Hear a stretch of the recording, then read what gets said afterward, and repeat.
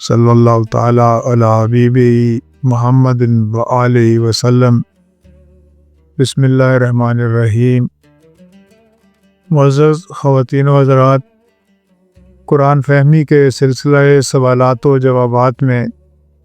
آج ہم سورہ البقرہ کی آیت نمبر 83 کا یہ چوتھا پروگرام لے کے حاضر ہوئے۔ اس میں یہ ارشاد ہوا، وَإِذْ أَخَذْنَا مِيثَاقَ بَنِي إِسْرَائِيلَ لَا تَعْبُدُونَ إِلَّا اللَّهَ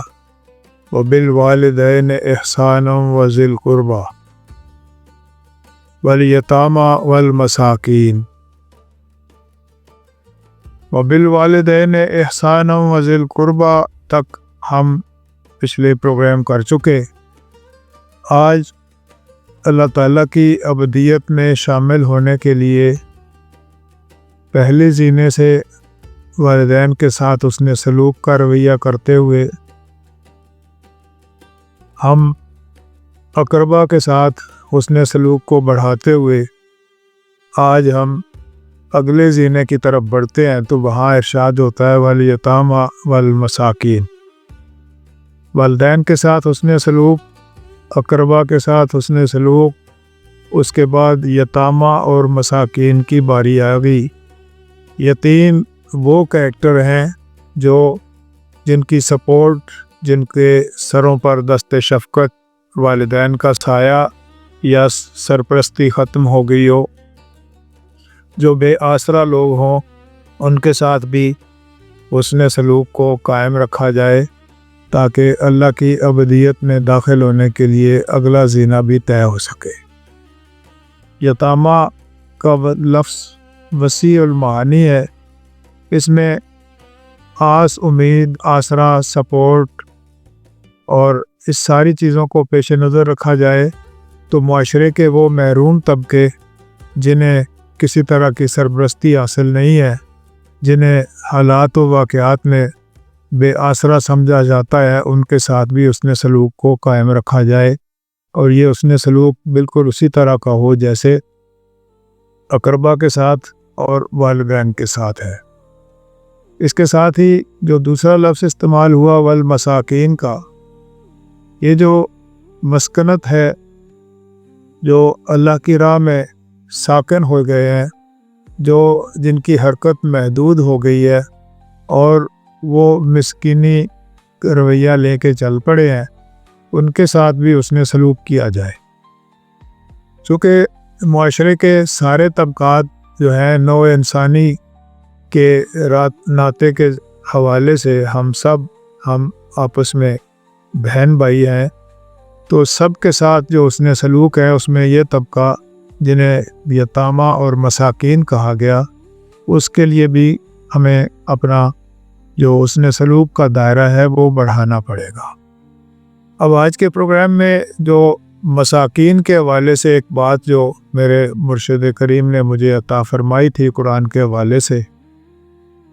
وہ یہ ہے کہ یہاں مساکین کا خیال رکھنے کے لیے بات کی گئی ہے، جبکہ دوسری جگہ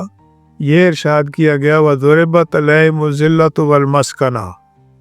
اور ان پر تھوپ دی گئی ذلت اور مسکینی۔ تو وہ کون سے مساکین ہیں جن کے اوپر ذلت اور رسوائی اور مسکینی تھوپ دی گئی، اور وہ کون سے مساکین ہیں جس میں صدقات، خیرات اور حسن سلوک کا مستحق بھی قرار دیا گیا؟ تو یہ دو مقامات جو قرآن کے میرے ذہن میں میرے سامنے آئے، تو میرے مرشد کریم نے میری رہنمائی فرمائی، تو کہا کہ وہ لوگ جنہیں نظام مکافات عمل نے ان کے عمل کے نتیجے میں مسکینی میں اور ذلت کی طرف رسوائی میں ڈال دیا، وہ لوگ ہیں جو مکافات عمل کا شکار ہو کے مسکینی میں داخل ہوئے، اور ایک دوسرے وہ لوگ ہیں جنہوں نے محض اللہ کی رضا کے لیے، اللہ اور اللہ کے رسول کے معاملات کو لے کے چلنے کے لیے اپنے آپ کو مسکینی کا جو رخ ہے وہ اس میں رکھا۔ تو وہ جو مساکین ہیں سب کا خیال رکھنا چاہیے، لیکن مساکین کا یہ دوسرا درجہ جس میں جو لوگ اللہ کے اس سسٹم میں اپنے آپ کو مسکنت والے رویے کے برضا و رغبت اس کو اختیار کیے ہیں انہیں نمبر 1 پرائرٹی پہ رکھنا چاہیے۔ اور دوسرا طبقہ جن پر ضربت علیہم الذلۃ والمسکنہ وہ بھی مساکین ہی ہیں، لیکن ان میں اور ان مساکین میں جب ہمیں فرق ہوگا، ہم نے کوشش یہ کرنی ہے کہ والمساکین کی جہاں بات ہوئی تو ہم نے سارے مساکین کے ساتھ اس نے سلوک کا رویہ لازمی رکھنا ہے، اس نے یہ تفریق واقعہ نہیں کرنی۔ یہ تفریق جو ہم نے قرآن کی آیتوں سے ایک نقطہ ایسا تھا جو سامنے آیا تو میں نے اس کی وضاحت اپنے بزرگوں سے پوچھی، انہوں نے مجھے جو طریقہ بتایا وہ میں نے آپ کے سامنے بھی گوش گزار کیا۔ لیکن ہمارا جو حسن سلوک کا رویہ ہے وہ کسی بھی صورت میں جانبدارانہ نہیں ہونا چاہیے۔ حکم ہے والیتامیٰ والمساکین، تو اب یتامہ بے آسرا لوگ کسی بھی کیڈر سے تعلق رکھتے ہو ہم نے ان کی سپورٹ کرنی ہے، اور مساکین کسی بھی طرح کے ہوں ہم نے ان کے حوالے سے کہ ہمیں حکم ہے کہ ہم حسن سلوک کا دائرہ والدین سے لے کے اقربا میں اور اقربا سے لے کے یتامہ اور مساکین تک پھیلائیں تاکہ ہمیں اللہ کی ابدیت کے حاصل ہونے میں آسانی ہو جائے۔ اللہ تعالیٰ ہمیں حضور علیہ الصلوۃ والسلام کے صدقے واسطے اور وسیلے سے ہمیں یتامہ اور مساکین کے ساتھ بھی حسن سلوک کی سبقت اور جرأت بھی عطا فرمائے، اور اللہ کی ابدیت کو اختیار کرنے کے لیے یہ زینہ بھی ہم طے کر سکیں۔ وما علینا الا البلاغ المبین۔